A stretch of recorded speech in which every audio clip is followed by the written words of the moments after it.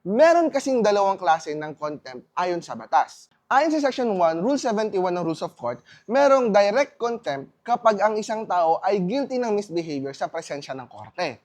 Ang example dito ay mga behavior na nagdi-disturb sa proceedings ng korte, pambabastos sa korte o sa ibang tao sa harap ng korte.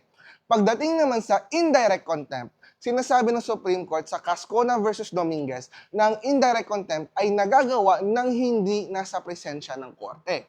Ayon sa Section 3, Rule 71 ng Rules of Court, isa sa mga halimbawa ng indirect contempt ay ang pagdegrade ng administration of justice. At sa kasong Marantan versus Jokno, sinabi ng Supreme Court na ang indirect contempt is criminal in nature. Kaya nga sinabi ng Supreme Court sa kanilang decision na guilty si Mangusin sa indirect contempt. Kasi ang word na guilty ay ginagamit lang ng korte kapag ang kaso ay kriminal. Kaya, it is safe to say na si Mangusin ay isang kriminal.